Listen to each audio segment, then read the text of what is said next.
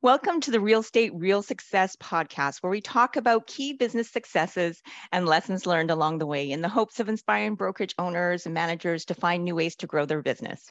I'm Chiyoko Kakino, and in this episode, we're going to talk about the systems, discipline, and consistency and how important it is in growing your business. So I'm very excited to be joined by Arshad Rashad. He is the owner of Century 21 Bravo in Calgary, Alberta. Arshad, thank you so much for being with us today. Thank you for having me, Chiyoko. It's great to be here. Awesome. So let's start off, Arshad, by giving everyone a little bit of your background and your journey in the real estate industry. Well, personal background. I was supposed to go to school for engineering. And could you imagine that? Me as an engineer. Definitely was not for me. No offense to my engineer friends. Luckily, I dropped that and I opened up a series of businesses, from pizza to bakery to even a national distribution company for a hair product line in Italy. And then none of it really excited me. When I was 18, I always wanted to become a realtor. So I jumped in with 2 feet, took the course, quit everything else I was doing, and did real estate started about 10 years ago.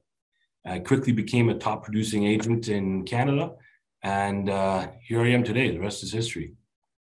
Wow. And it seems like you've always had entrepreneurial spirit within you, because obviously you were exploring so many different ways, but that's great. And you obviously took over C21 Bravo, I guess, a couple of years ago, February 2020, was it?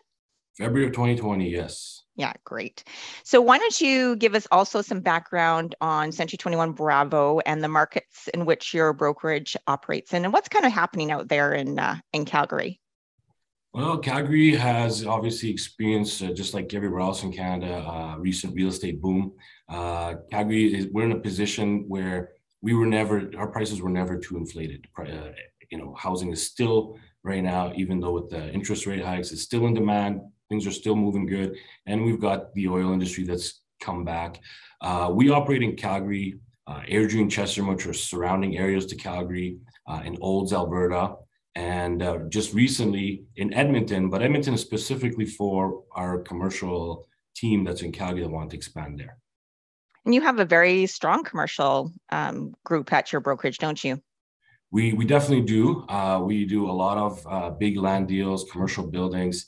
We've got a big commercial team here, and we are probably one of if not the biggest, one of the biggest with the Calgary Real Estate Board. Wow, excellent. So how do you differentiate your brokerage from other brokerages in your area?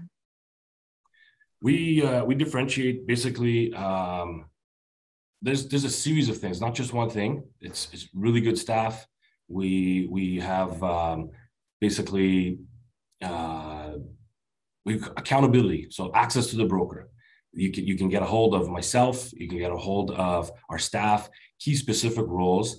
That's one way we differentiate. They can get a hold of us, and everyone knows who to call for the specific role. We also do property management, so it's another revenue stream for our agents. Where majority of the time, if somebody asks about rentals, agents turn it away. Well, they don't have to anymore. They can refer it to the office, and it's just another piece that they can service their clients, and then the clients just stay with them. And you have your property management with our sister company, Real Property Management. So it seems like the two brands really work well together and really complement each other and helping to drive, consistent revenue for your brokerage. They definitely do. I feel it goes hand in hand, and it's an easy transition between sales and property management. We also have good systems in place as far as transaction management. That's it. We use SkySlope. We've got a lead generation program, and basically just bring in as much value to our agents as possible. Well, great. Well, if we look back at your journey as an owner, so again, going back to February 2020, when you took over as an owner, you had 99 agents at that time, because I did my research. And today, well, based on last week, you had 167 agents. But yesterday, when we were emailing back and forth, you said 6 more agents were going to join you by the end of the day yesterday. So that means you have 173 agents in just over 2 years, which is a 69% 20% increase because I did do the calculation. Plus in 2021, you were the 14th largest office by units in Canada and the 23rd largest by production. So Arshad, to you and your management and leadership team, congratulations. That is just spectacular. Thank you. It's funny when you look back and see, kind of go, oh yeah, wow, I've really come, a long way. So what do you think your key ingredients to this growth has been? Honestly, it's the support staff, the key personnel, and systems. That's been huge for us. We've got something called if this, then that. So when something happens, it triggers a series of events, and really depend on your support staff for that. So we've got those systems in place. The other key ingredient, I believe, is a concierge. So we do have a concierge, and his title is Director of Agent Relations and Concierge. So basically, he does all the technology training, the follow-ups, and stays in touch. So there's two pieces that we stay in touch with our agents. There's myself, there's him, and then there's the rest of the support staff. And really developing relationships with our existing agents. I'm really big on that. I have personal relationships with them. I get to know them. I understand, their daily struggles, their daily successes, and I celebrate with them. And then the biggest thing is consistency. Time flies. So you just said 2 years. It doesn't feel like 2 years for me. Time actually really does fly, and if it's consistency. So just day in, day out, set your goals and stay consistent with them. Great. Well, we're going to talk about some of that consistency that you put into place. And, it's great that you've been, like, as you said, you've been a realtor for 10 years, you're top producing realtors, and I'm sure that you can really relate, and some of the, the challenges that a realtor might go through. So you're probably the best mentor and coach to your real estate agents. And I really like the other thing I like the if this then that, right? And it's almost like a flow chart. And sometimes you do that, when you're calling people, like if you're telemarketing, if you're doing cold calling, it's kind of like, okay, well, if this is their answer, then you go this way. And if this is their answer, then you go this way. So I really like that you've created that almost that flow for, agents or potential recruits to go in. And we're going to talk a little bit about that. So I wanted to talk about that consistency and those systems and those processes that you've put in place to recruit agents and retain your existing ones. So you have a very disciplined approach to your business, and you've done amazingly well in growing the number of agents you have. So let's start off talking about the systems that you have in place for your brokerage for recruiting, because I know you have a very defined journey that you take recruits on. So can you take us through the process that you have for recruiting? Definitely. So Chris and I do the recruiting, and we usually identify our target audience. Who is our target audience? And then we separate them. So I take on the experienced agents, he takes on newer agents. And once we've specified those roles and who they are, we have a goal of 5 phone calls a day, and basically 1 hour time blocks.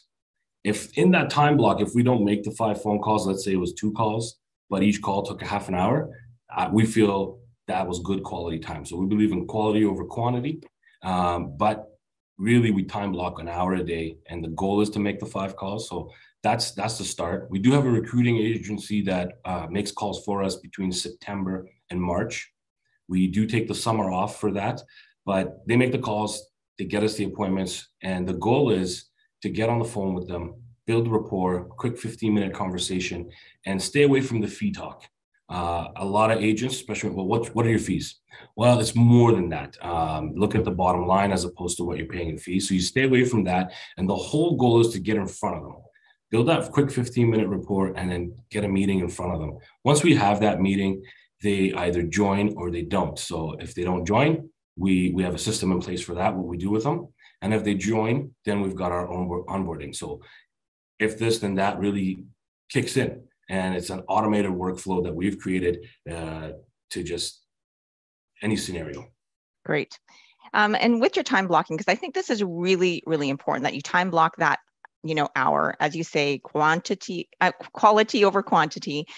Is it the same time every week, or is it different times? Or do you find that, when you're calling agents, is there a better time to call than other times? We normally do it in the morning between 10 and 11. And some days it's between 11 and noon, depending on the schedule, but it is consistently on our calendars every week. And then life happens. So you do have to, make changes, but that 1 hour a day has to fall somewhere in the day if something came up. Now, when you're making those phone calls, are you tracking, if you're having conversations with those agents, are you tracking those conversations, or how are you managing that? Absolutely. So we have a Google spreadsheet that's shared between Chris and I, and we log in when we made the phone call, the notes of the conversation. Quality notes is the key, because when if they haven't joined yet and you're in your follow-up system, you just carry on the conversation. So if you have quality notes, you can just carry on the previous conversation from the previous quarter. So that's the key. So we log the info. Great. Now, I know that Chris is your director of, what did you say, agent engagement or? Agent relations. Agent relations. So Chris is your director of agent relations, and the calls that you're doing and the time block that you are putting in your calendar to make those calls, those basically are follow-up calls, or are they cold calls, or are they combination of the two? I think it's a combination of the two. Okay.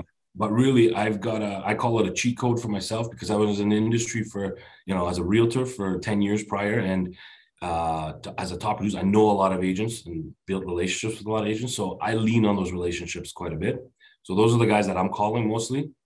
And then obviously the list that the target list that we've created. And then Chris, his are mostly cold. Cool.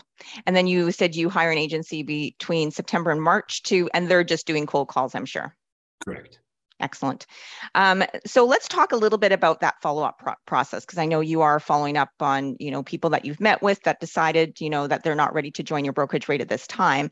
How do you, what systems are you putting in place to keep in touch with those recruits so you always stay top of mind? So when they are ready to make that change, they think of you, right? They think of picking up the phone and calling you because you're the first person that they think of. Can you talk a little bit about your follow-up process? Yeah, absolutely. So we set notifications for ourselves. So quarterly, we like to follow up every quarter. And then we look at our notes that we've taken and then carry on that conversation. We do have a bomb campaign that goes out to them. And it's just quarterly, just to stay top of mind. How you doing? And really, it's not a sales pitch. It's just like, hey, how's it going? And just build a relationship. And the point with that is, if you build a good enough relationship, people are not going to tell you their pain points. You need to identify, peel the onion back, and find out what their pain points are. And they may not have any today, but when you follow up 3 months from now, something could have occurred in their current brokerage. Maybe their commissions are not being paid on time, or they have a problem with a certain management staff member. So that if you've built that relationship, they'll tell you. And that's where people usually tend to make moves if they got a current pain point. So those 3 months follow-ups, those are critical to recruiting. I'm going to be hiring somebody October 1st that I've been actively trying to recruit for 3 years. And that was even previous to me buying brokerage. But some of them take that long. But it's worth it because you're getting quality. So just going back to systems, the goal is 5 calls a day, and the goal is to talk to every potential recruit on your list every quarter, right? So every 3 months you're reaching out to them and hopefully you're having a conversation with them. Yes, great. That is the goal. And I think it's great to have those goals and to know, who you're talking to, like who you need to talk to on a regular basis. Because sometimes, you're going, if you don't have that system or that process in place, people just fall off your list, right? So I really like that you have those specific measurable metrics that you can strive to achieve on a daily basis, on a weekly basis, and even on a quarterly basis. Absolutely. So let's just say you've gone through the recruiting process, you've been cold calling, you have an agency cold calling, you've developed some rapport on the phone, you've brought them in for an interview, you wow them with all the stuff that C21 Bravo has to offer them. Let's just say they join your brokerage. So let's talk a little bit about what happens at that stage and the systems that you have in place to onboard agents to your brokerage. How important do you think is onboarding to a brokerage? Extremely important. The onboarding process is what makes or breaks you, in my opinion. It's the first impression. You've promised a lot of stuff. while you were trying to recruit and build this relationship. And now it's time to deliver. So that part is extremely important. We have a process where it's called the onboarding checklist. That's the first thing that agents will go through. Chris goes through all the technology, what we have to offer, the tools that's available to them for free. And then there's a simple checklist, and I have it here. It looks like this, and it is, 4 or 5 pages long. And it just goes from setting them up, getting them an office key, downloading all the apps that they need on their phone to run their business. And this is whether they're brand new or experienced. You'd be surprised how many experienced agents don't have some of these tools that is available to everybody. And then ordering their business cards. And basically this checklist goes through all the nitty gritty from A to Z, all the way up to ordering their new headshots if they need it, photographs, writing a contract, uploading a listing, doing a market analysis. So it's tailored for brand new agents, but we usually take the existing busy agents that they already know what they're doing. We give them this checklist too and go through it, and they'll come to us, hey, can you outline this? What is this all about? And then we go through that training, and then they check it off as they're in the meetings and the training. They check it off, and there's something really satisfying about checking something off a box.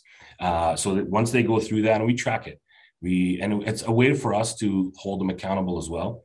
If there's something that comes up and say, hey, well, I'm not doing good here, and if they got a complaint, we hold them accountable. Well, we've got this spreadsheet, and they bring it to every meeting, and we keep an online spreadsheet of where they are in the progress. And we say, hey, well, you didn't do this. Let's try this. And it helps. So the onboarding part, that is extremely important. And that's where you can show off what you've been bragging about. Yeah. Do you use, like, I've seen your checklist and it's phenomenal, and you're right. There's some satisfaction to checking tasks off a list.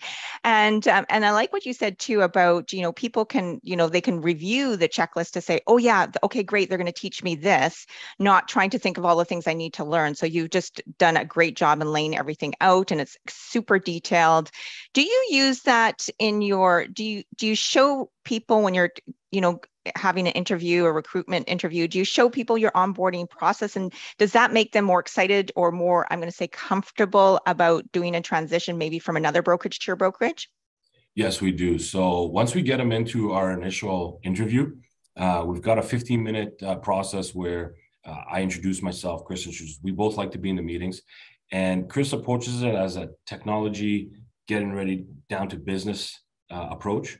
And myself, it's all about relationship. I ask them, when I'm talking to them, I'm figuring out their pain points, and Chris is showcasing what we have to offer. And then we do show them this checklist, and this is what we'll do for you, and what value we bring to them. And at the same time, it sets up some accountability that, okay, this is what we expect from you as well. So we do that, and then we do show that off. Once they have joined, we've got something called Bravo Tidbits. So it's a 20-week program, 20 emails a week, and all the new agents that get hired, they automatically get it. So it's an automatic workflow through BombBomb Video. And every week, it's a 1 to 3 minute video of, we call it a Bravo tidbit. So everything we do, we put Bravo in front of it. And every week it goes out, 1 to 3 minutes. It tells them, okay, here's what you can do on your website, or here's what you can do with a different tool. And it gives them homework for the week. And that runs 20 weeks and keeps agents busy and engaged. So you've built this campaign, this kind of email drip campaign in BombBomb, which of course is a customized video email platform. And when you bring on a new agent, obviously I'm very familiar with BombBomb. I use it all the time. You add that person's information, and then it starts to ignite that campaign, which, as you said, it's one email every week over a 20-week period. I know as Chris is doing some training too as well in person. So how long on average does this onboarding checklist take to complete? Like if I was to join you, let's just say I'm a brand new agent. If I was to join you, how long would it take for me to complete this on average? I know it's hard to say because I'm sure everyone's different and everybody has different time to allocate towards, learning how to be a real estate agent. But on average, how long would it take? It really depends on the agent. Some are a little more eager. If they show up every couple of days or every 3 days, then on this checklist, you get through it quicker. But I would say true onboarding and true training, 2 to 3 months.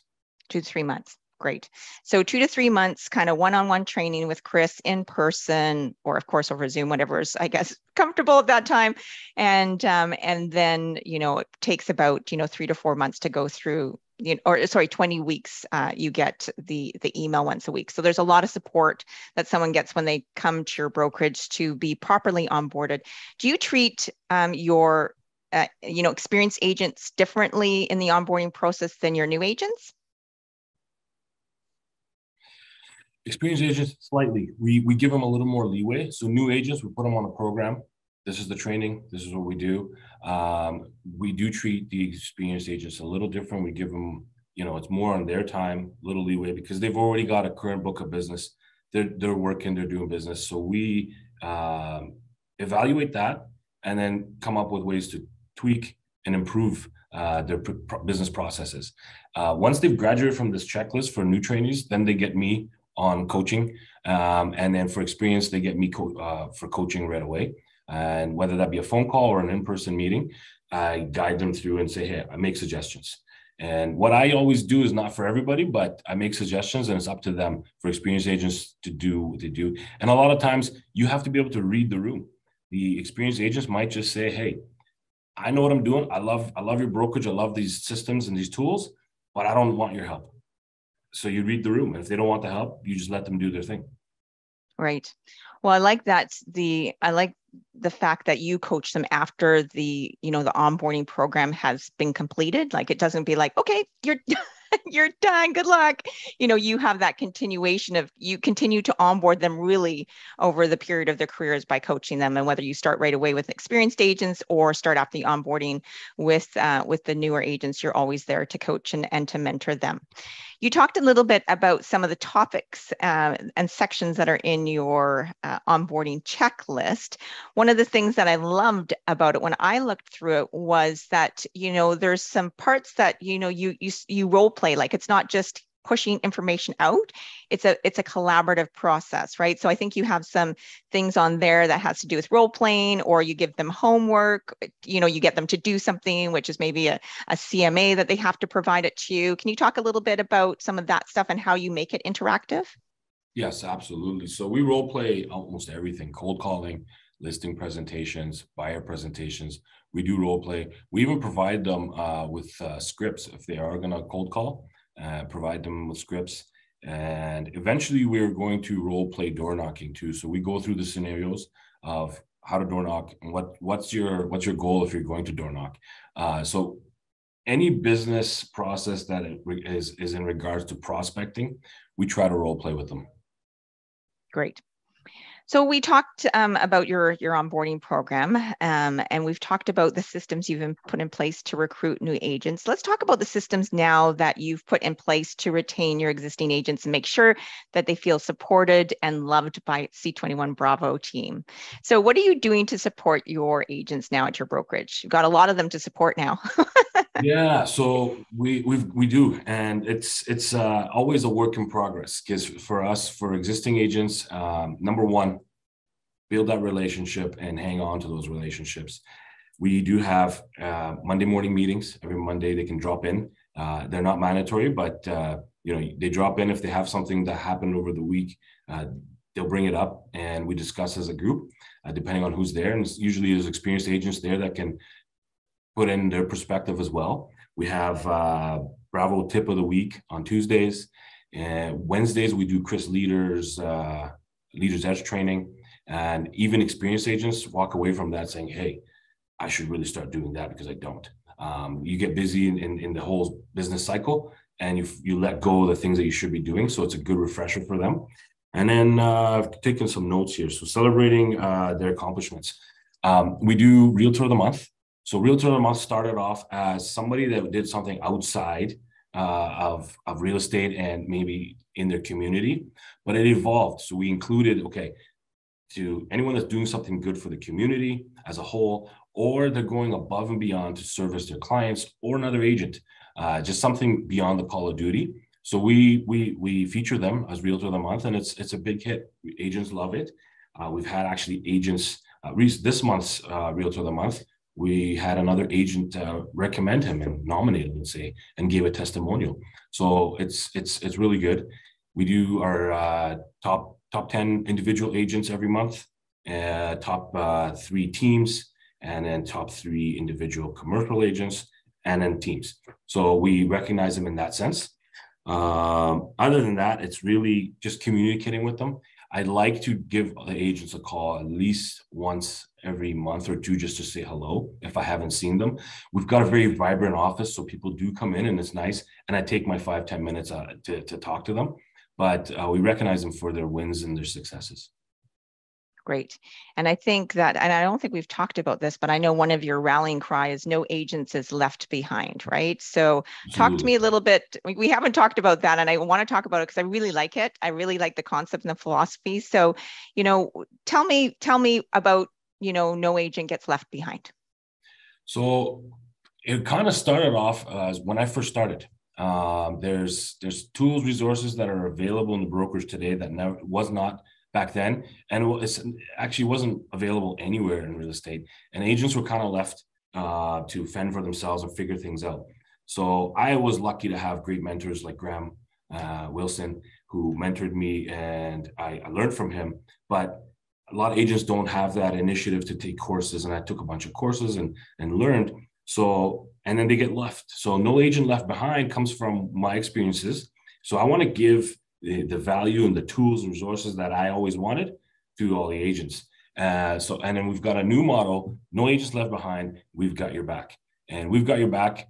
Basically, agents want to know that their brokerage and the staff, and it's from the top down too. It's from myself, and every staff member makes a huge difference. Everybody's on the same page, that we've got the agents back.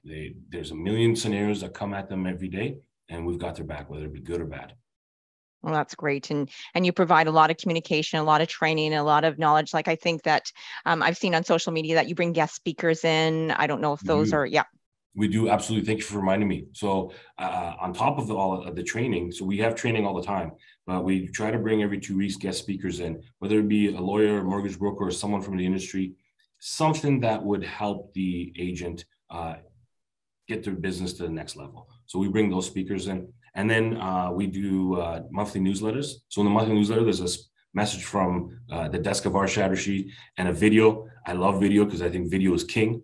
And I give them a message, whether it be something to do with training, an update, or a tip. And then in the newsletter, there's a bunch of content, information, courses, what they need to know. And we acknowledge all the new agents that we've hired the previous month, put a picture of them or a list of their names. And then anyone that's on the Realtor of the Month is featured on there as well. So the newsletter, it's received very well.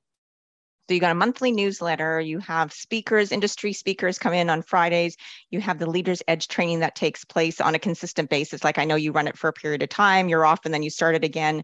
You have the Bravo tidbits that, gives tips, once a week and maybe some homework for them to do from that tip. And then you have the Monday morning meeting. So you are always looking at ways to provide that support, plus all the phone calls that you're making on a regular basis. Yes, it's super busy. It's super busy. Plus you're doing videos on top of that, where I know that takes some time too. And I'm a big supporter of video because it starts to build the relationships with people when you're not there in person, right? And you can't always be in front of the person all the time. So video helps to kind of build that rapport and build that trust when you're not with them. So I agree. I think video is king. You've been in real estate a long time. You've been very busy over the last 2 years growing your brokerage. Has there been any lessons learned over time? Is there anything that you would do differently if you looked back on your career? Oh, that's a loaded question. It comes down to just a couple of things if I think about it.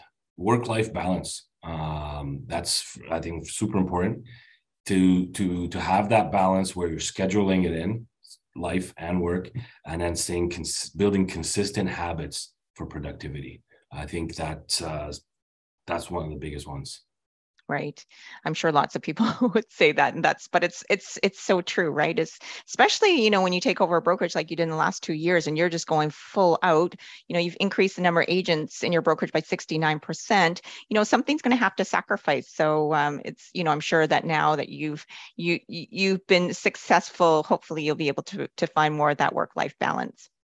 Well, So yeah, it's go ahead. one thing I want to add. The Yeah. tools we have today, if you utilize them, it helps. What I've done to help with that work-life balance, because I'm really conscious of that now, is I've got 2 calendars. I've got my calendar that runs daily, that I can see all the time, different appointments. You get pulled a million different directions in day-to-day life. Then I've got a second personal calendar that is scheduled from the time I go to sleep to the time I wake up. This is what you're doing. And then if you have downtime, you can refer back to that. Okay, this is what I'm supposed to be doing. So it's super productive. If an activity takes 3 hours, I now look back and say, okay, was it 3 hours of productive time? And I can reflect on my calendar reflects that. So 15-minute increments of everything. It's super important. If I could go back to your previous question, is really focus on productive time, because something may take 2-3 hours, but really it was maybe 45 minutes of productivity. Wow, I don't know if I've talked to anybody that's as disciplined as you are with your systems and the organizations that you've put into place to make sure that you're operating at high efficiency, and of course your results show from it, and hopefully that now you're able to organize your life so you can spend it with your family. So that's absolutely wonderful. Absolutely. What tips would you give someone if they wanted to take their brokerage to the next level? Like you joined 2 years ago, 99 agents, and you're like, okay, I'm going to grow this. What tips would you give someone if they wanted to do the same thing? Well, clearly outline your goals and then build systems and consistent habits that help you achieve those goals. If you don't have those goals outlined, and make sure your staff and your key personnel know your goals and that they're on the same vision and plan as you. That's super important. If everyone's in sync and they know where you're going or where you want to head, they'll help you achieve it. And then delegate. Trust your team. Trust the people that work with you, that they can do it. As business owners, sometimes we think we can do everything. We want to do everything. It's actually counterproductive. So I've learned to delegate and trust the people around me. And right. Actually, I have a book here. So Carla Brown, who's a well-known person in the Century 21 world, suggested this book, Traction by Gino Wickman. The book is excellent. It's not just for brokers, for any business, but this book is highly recommended to read. It really puts things in perspective and helps you hone in on the skills that you would need and processes. Well, I like the fact that, it's like, hire great people, right? People you believe in, and then empower them to do their job, right? And support them and put them on a pedestal when you can. And I also really think, and I'm like you, goals are so important because, if you don't have goals, your team doesn't know what they're trying to achieve, whether it's a 10-day goal or a month goal or a year goal. But I think goals are, as you say, are super important, making sure that everyone's aligned and everyone's kind of rowing in the same direction, right? Everyone's going on the same direction. So it's funny because I just went to the Buffini Mastermind conference in the beginning of August, and a couple of things that you said that he was saying, down there, we talked about good habits and bad habits and replacing, a bad habit with a good habit, and how important it is to create those habits and create that consistency. And then the other thing he talked about is setting 10-day goals and then setting 10-month goals. So you're doing all that. I don't know if you're a big, follower of Brian Buffini, but you're doing all the stuff that he just taught me. I'm huge with Brian Buffini. 10 years ago, I started his program and I stayed with him consistently up until just recently, because I'm not active realtor anymore, but all of his teachings are instilled in my mind. Well, I can tell, because what I will listen to and what I'm listening to from you can tell that you've really listened to that. And you've really adopted those practices. So I think that's just amazing. So looking into the future, what do you think the future of real estate brokerages look like? Everyone's kind of asking this question. I just want to get your opinion on that. Well, nobody knows the future, but I believe that there will be more agents and that the big brokerages or good brokerages will get bigger. I truly believe that's what's going to happen. And as the bigger brokerages get bigger, they're just going to get better at what they do. They're going to be offering more value and services to the agents. And that's our goal here too, is just to keep adding value. And really the goal is to take off as much as you can off the plates of the realtors so they can do what they're best at, is be around people and service them and do deals. Great. Well, that is always a great thing. And I love that, you are constantly looking at providing value. Of course, Century 21 overall, the brand too, is always looking how they can provide, the technology and the tools and the resources that, agents can use. So they can, as you say, they can, spend the time with their clients, talking to their clients, making those phone calls, nurturing their sphere of influence, doing all the important things that, technology can't do. My last question for you, unless do you have anything else you want to add before I ask you my very last question? I think I said it all. Okay, great. No, so what is the biggest challenge you've ever faced? And this could be in your personal life or your career, in your life, that ended up being a blessing in disguise. The most recent one in recent memory would be, I'm sure this is probably heard redundantly over and over, but COVID. When COVID hit, the challenge was I just had purchased a brokerage and COVID hit, and all of a sudden we were like, oh my God, what's going to happen now? So we decided to just go full force ahead and say, okay, we may have to shut down. So if we're going to have to, might as well just embrace it. Let's shut down the office and renovate. So we ended up tearing everything out, starting from scratch and renovating the office. And that took us about 3 months. So we moved in I think, first week of June. And then the blessing out of this was, well, the hard part of this and the major, trial that we had was 1 weekend, brand new furniture, brand new office, brand new equipment. And all of a sudden there was a massive flood. And the building that we're in, we've got the entire main floor. And there was another office. It was a oil and gas instrument company. And their bathroom urinal failed, started flooding. And we're estimating that probably started flooding over the weekend for almost a 24-hour period. And we didn't find out until the next day because nobody was here. At 8 a.m, I got a call from one of our agents saying, boss, the office is a disaster. There's water everywhere. So I rushed over here, got here in 8 minutes. And it was literally raining from the ceiling, and it was 4 inches of water standing. And you're looking like we just finished a week ago, and all your hard work, everything is just falling apart in front of you. As we're standing there and it's raining in the office, ceiling tiles are dropping. So we had to re-renovate and tear everything out. But the blessing is the company that was upstairs leasing, they were on a month-to-month lease for the last 3 years or so, because it was an oil and gas and they're thinking of leaving Canada and whatnot. They're like, we're done. So I took over the space, and we've got a bigger boardroom, got a classroom, added more offices. So that was really the blessing. Wow. And then you renovated again. We renovated again. Oh, wow.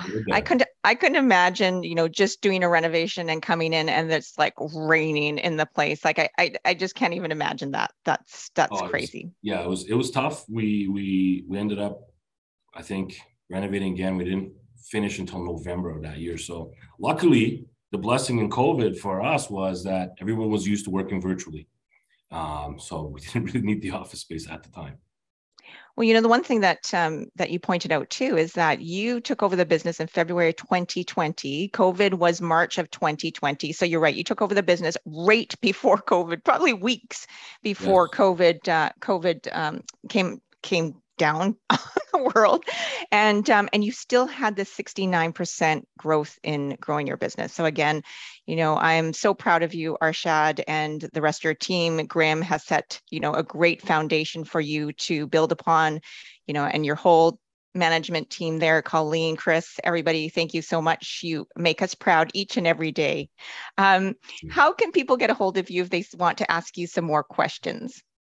You know what? Yeah, email, text. You can call me. I'm okay with all forms of communication. So email and text would be great.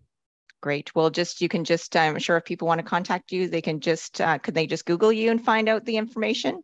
Yep, they can Google me. The info's all there. I'm online everywhere on social media. Although I'm not good at getting back on messages on social media, but somebody will look after, and I will get a hold of you. That's all right. You're going to have like at least one weakness, right? Definitely. Well, thank you so much, Arshad, for your time. We really appreciate you sharing all of your tips for implementing, systems and processes and having that consistency and that discipline and making sure that, you're always providing support to your agents and always looking for that opportunity to grow your business. Absolutely. Thanks for having me, and thanks to Central After One Canada for doing what you guys do for the industry as a whole. Well, thank you so much. You're either listening to this podcast live or you're listening to this recording on Apple Podcasts, Spotify, or Google Podcasts, or you went to the century21franchise.ca website. Century 21 is one of the world's largest real estate companies in the world with presence in 86 countries. Here in Canada, we are 11,000 plus strong, and we're looking to align ourselves with like-minded individuals who share the same vision to what the future of brokerages look like. So if you're interested in growth opportunities, please feel free to reach out to me or my colleague, Gary Zalepa.